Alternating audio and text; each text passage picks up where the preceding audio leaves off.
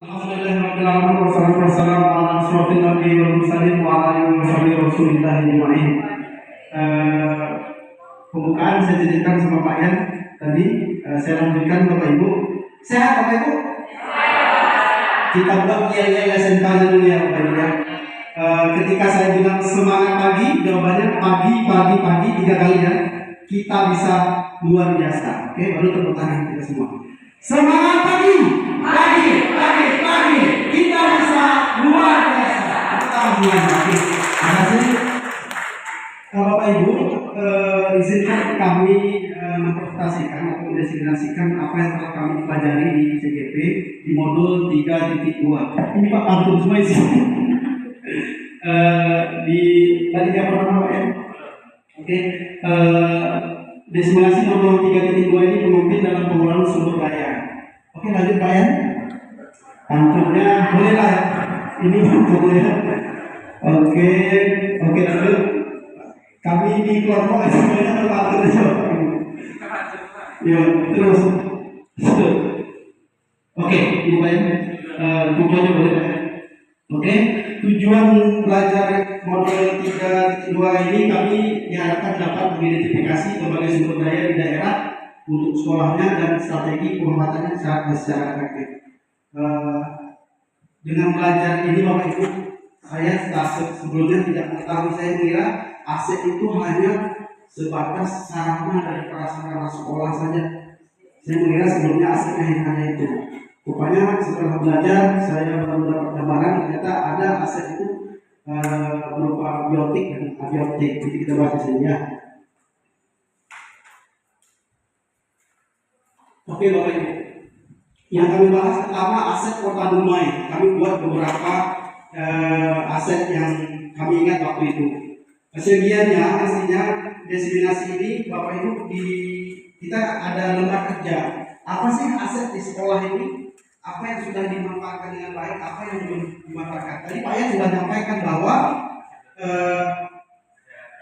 ekosistem. Kalau kita berpikir bahwa ya, boleh Pak Yan tampil pakai video. Kita merasa akan kekurangan terus di sekolah kita, kekurangan ini, kekurangan itu.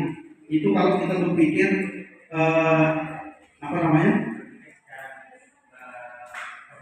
Iya, berdasarkan masalah. Nah, tapi kalau kita berpikir berdasarkan aset, berbasis kekurangan dari Pak. Iya, berbasis kekurangan. Kalau kita berpikir berbasis aset, bahwa kita ini harus mengelola aset yang ada agar dimanfaatkan secara efektif. Banyak sekali aset kita yang ternyata belum dimanfaatkan secara baik dan efektif.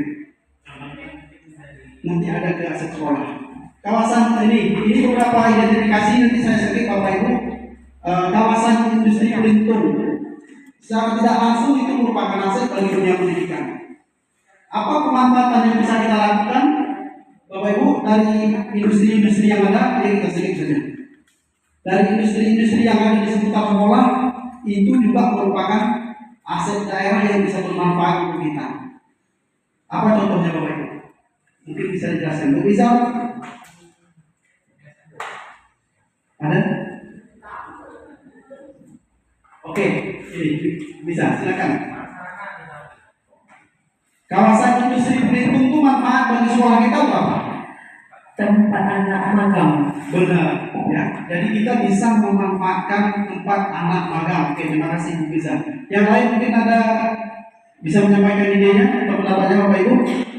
Selain tempat anak magang, ya Bu Bila. Bisa Bu Bila? Selain anak yang bisa magang, guru juga bisa magang. Iya, bisa magang. Thank you. Ya. Ada lagi Pak? Ada lagi. Nah, bukan magang saja. Kalau kita berguru butuh untuk pelatihan K3, itu bisa kita langsung khusus. Dan sudah pernah dilakukan. Mantap, luar biasa. Ternyata saya yang belum tahu dan itu sudah pernah dilakukan. Nah itu kawasan industri Belitung, kemudian industri di Sungai Sembilan sana itu juga merupakan aset daerah yang bisa kita manfaatkan. Salah satunya tadi disampaikan Bu Riza, Bu Kamila. Lanjut Pak ya. Terus DIC dan lain sebagainya, terus Pinang, bahkan pantai Koneng pun juga merupakan aset. Ada yang tahu apa manfaat pantai itu bagi sekolah? Bapak Ibu, ada yang tahu Bapak Ibu? Mungkin bisa pakai mic? Ya silakan. Silakan nih. Assalamualaikum warahmatullahi wabarakatuh. Ya. Manfaatnya partai komplek itu kebetulan kami ngajar IPAS. Jadi saya bisa melihat bahwa di partai komplek itu ada interaksi antara komponen biotik sama abiotik manusia dengan makhluk lingkungannya, sehingga siswi-siswi bisa melihat secara langsung adanya interaksi antara molekul dan hidup. Itu yang pertama. Yang kedua, kita bisa mengajak anak bahwa kita bisa bersyukur dengan kebesaran Allah, bahwa Allah itu bisa menciptakan suatu tempat yang bisa kita nikmati apabila juga mensyukuri dan menjaga lingkungannya dengan baik. Jadi sebenarnya tempat Pantai Koneng itu bukan hanya pelajaran IPA saja yang bisa ke sana, semua mata itu bisa membawa siswanya ke sana. Dalam arti kata matematika bisa, IPS apalagi, dengan melihat kondisi lingkungan kita yang ada, kemudian bagaimana cara mengaplikasikannya dalam kehidupan sehari-hari supaya kita cinta dengan lingkungan sehingga tidak membuang sampah sembarangan. Luar biasa. Tepuk tangan, luar biasa. Nah, bagi yang belum ke Koneng mahasiswanya juga silakan hubungi. Luar biasa, Bu. Terima kasih. Ternyata Pantai Koneng pun juga aset untuk kita, bagi kita bisa kita manfaatkan. Oke, next ada kolam renang jelas ya. Terus ke sekolah saja Pak langsung. Oke, ini hasil sekolah. Nah, setelah belajar modul 3.2 saya baru tahu bahwa kepala sekolah, guru, MD, siswa itu diperlukan aset, termasuk aset biotik, modal dan manusia. Di aset itu ada modal Pak ya, ada modal, ada apa? Finansial, kembali Pak ya sebelumnya ke oke. Ada aset manusia, aset finansial, kemudian fisik, lingkungan, dia ada 7 seperti kita sampaikan di sini. Nah, kembali ke yang pertama Pak ya, aset sekolah. Oke, ini. Nah, contoh di pengangkatannya jenjang pendidikan mungkin ada sekolah yang S2 dengan ilmu yang S2. Guru kita keahlian-keahlian tertentu dan bisa menggunakan keahlian atau kompetensi ini kepada kita juga merupakan aset. Kemudian untuk itu bila pemetaan mestinya di tata usaha dipetakan bahwa guru tamatan kompetensinya apa dan itu bisa menggunakan kompetensi-kompetensi pada kita. Di selain guru ada ini juga siswa sistem biotik ya, modalnya modal manusia. Nah, kompetensi dari bakat anak itu bisa aset sekolah. Contoh kemarin kita baru masuk aset yang baru, anak yang jago ngaji itu aset sekolah ya. Kebayang kalau bisa ada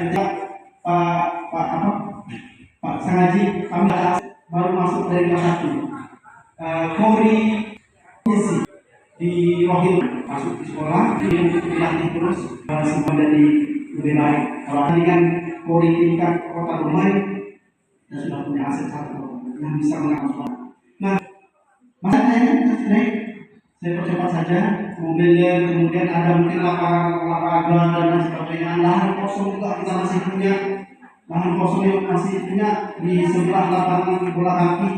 Kalau di bol proposalnya mungkin bisa diajukan lokal bertingkat-tingkat tidak bisa nanti proposalkan untuk pembuatan bola.